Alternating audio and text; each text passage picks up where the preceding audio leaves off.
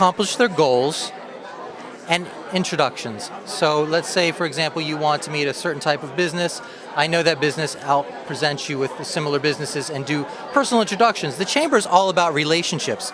It's all about seeing eye to eye, shaking somebody's hand, and making that connection, that personal connection. And that's really what the Chamber provides. In addition to our advocacy, our support programs, it's about connecting with people on a personal level. And we provide that. So it is in the interest of every business, small business especially, to establish a relationship with the Chamber. Absolutely. Absolutely. I mean, we are here, we have a staff of about 30 located here in downtown Brooklyn, but we are out there across the borough. Every month we do events, we have other types of activities that we're involved in where we're reaching out to different aspects of the business community all the time. So one way to really get to know about what we're doing is to visit our website at www.ibrooklyn.com, as well as our Facebook page, which we launched last year, at facebook.com/Brooklyn Chamber of Commerce.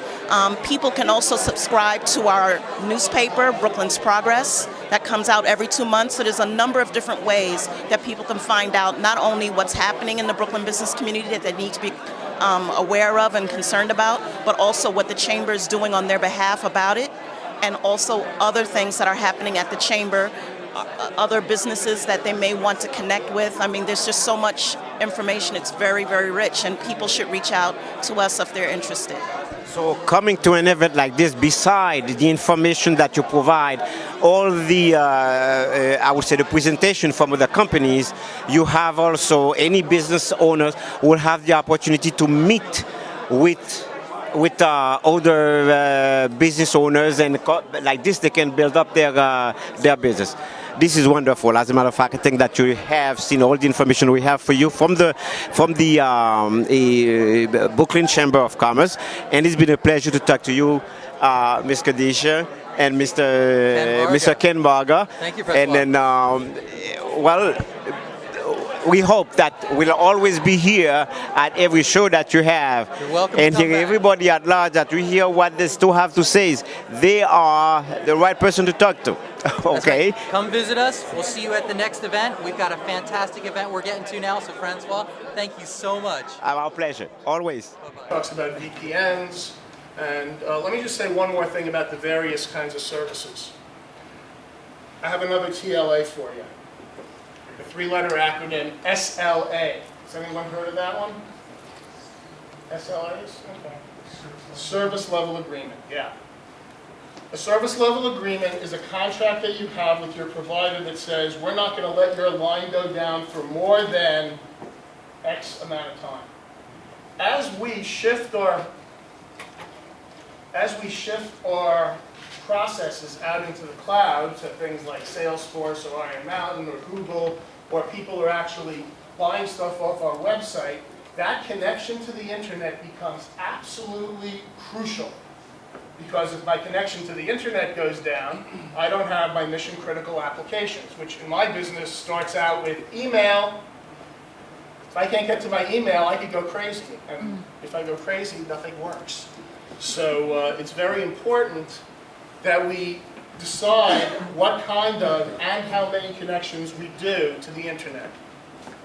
DSL is the cheapest. That stands for Digital Subscriber Line. 100, 200 bucks a month. People, it's FiOS, it's people, you buy it from Verizon. Problem with DSL, it's fast, they're all fast enough. The problem with DSL is it tends to be very reliable.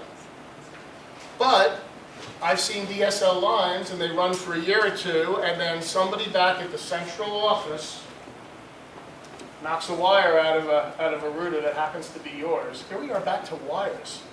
You know, the cloud's built out of wires. I didn't think of that. At least it isn't here. And your DSL line goes down. And DSL generally has no SLA, no service level agreement.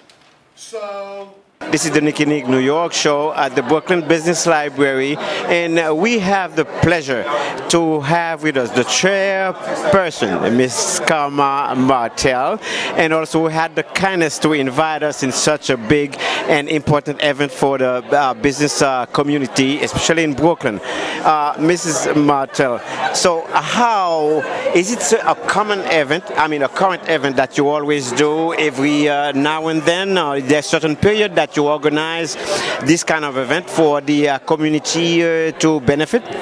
The Small Business Seminar Committee of the Brooklyn Chamber of Commerce, which I chair, is totally staffed by volunteers. So everyone on the committee is another Brooklyn business person, and most of them are business owners. And we come together to put on 6 events a year, and we try to get topics that we know are of most importance to the Brooklyn business community. So we like to hear from the community about what's important to them, and then serve them with information. And we know technology is so important to every business right now, and everybody has so many questions, and technology is changing so quickly that we devoted an entire morning to this topic. And we are just so happy that we had so many people show up, and we welcome everybody to come to all our events, whether they're chamber members or not.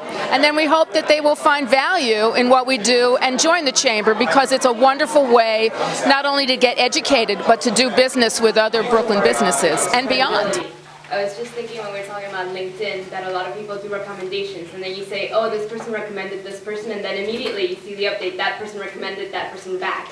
So just remember to be authentic and credible, and not just do things just because you think that's going to add to your numbers. It's quality, not quantity. Quality, not quantity, and authenticity.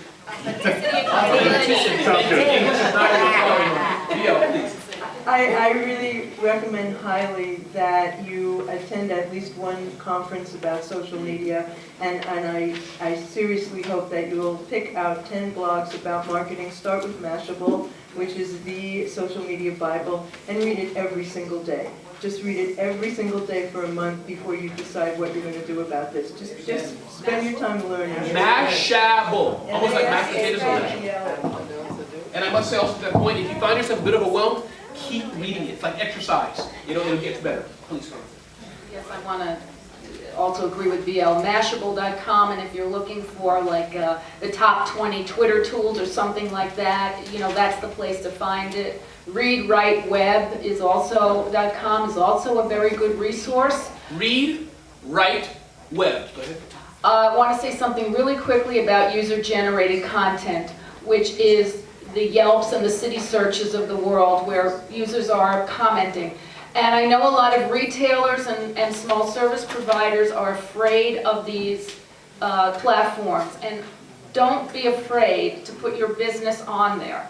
There are statistics that show, and I have tweeted about this, that people will trust a firm that has good and bad reviews much more than they will trust a firm with no reviews. Oh, yes. Okay, so everybody knows that not 100%. Actually, it probably looks phony if every one of your reviews. Downtown Brooklyn at the Business Library for the presentation of a show, I would say, from the Brooklyn Chamber of Commerce. It's been a good day, and I'm sure that you have enjoyed the presentations. You have enjoyed the different show presented by different companies. What they have done, they all come here. They are members of the Brooklyn of Commerce, and we encourage you to find the information. As a matter of fact, I guess that our interviewers, our people, the PR we have spoken to, have given you the way to find the Brooklyn Chambers of Commerce, and it's a great thing to be part of it, to be member of it. And they have given you all the coordinates, either online or by telephone, or call them. It's been a pleasure being with you tonight, and I'm sure that you have enjoyed the show.